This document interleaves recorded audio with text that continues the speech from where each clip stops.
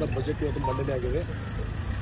ಸನ್ಮಾನ್ಯ ಪ್ರಧಾನಮಂತ್ರಿ ನರೇಂದ್ರ ಮೋದಿಜಿ ಅವರ ನೇತೃತ್ವದಲ್ಲಿ ಆರ್ಥಿಕ ಸಚಿವರಾದಂಥ ನಿರ್ಮಲಾ ಸೀತಾರಾಮನ್ ಇವತ್ತಿನ ಬಜೆಟ್ ಮಂಡನೆ ಮಾಡಿದ್ದಾರೆ. ಅತ್ಯಂತ ಸ್ವಾಗತಾರ್ಹವಾದಂಥ ಬಜೆಟ್, ಭಾಳ ಪ್ರೋಗ್ರೆಸಿವ್ ಬಜೆಟ್.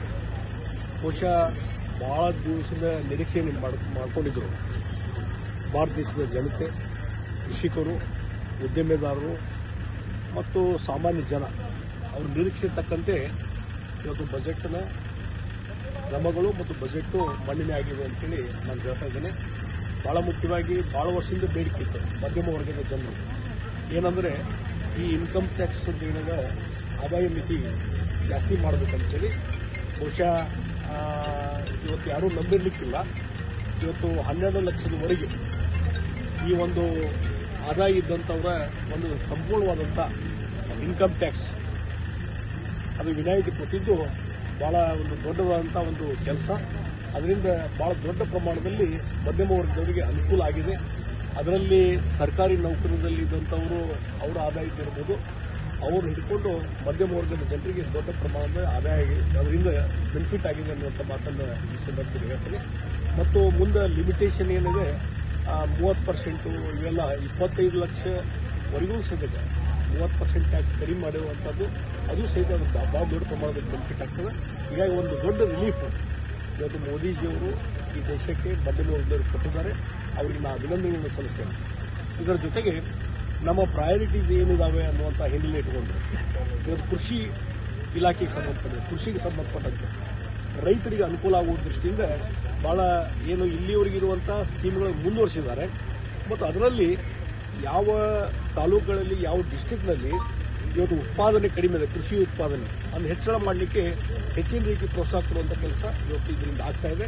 ಮತ್ತು ಹಲವಾರು ಕೃಷಿ ಯೋಜನೆಗಳನ್ನು ಮುಂದುವರಿಸುವಂಥ ಕೆಲಸ, ಅದರ ಮುಖಾಂತರ ರೈತರ ಆದಾಯ ಹೆಚ್ಚಳ ಮಾಡಲಿಕ್ಕೆ ಎಲ್ಲ ರೀತಿಯ ಉಪಕ್ರಮವನ್ನು ಕೈಗೊಂಡಿದ್ದಾರೆ.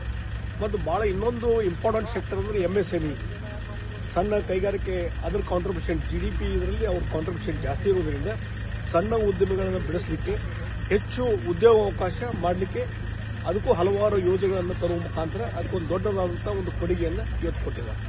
ಮತ್ತು ಉದ್ಯಮೆ ಕೈಗಾರಿಕೆ ನಡೆಸುವಂಥವ್ರಿಗೆ, ಸ್ಟಾರ್ಟಪ್ ಇದ್ದವರಿಗೆ ಅವ್ರಿಗೆ ಇನ್ನೂ ಹೆಚ್ಚು ಅನುಕೂಲತೆ ಸಬ್ಸಿಡಿ ಕೊಡುವಂಥ ಕೆಲಸವನ್ನು ಇವರು ಮಾಡಿದ್ದಾರೆ.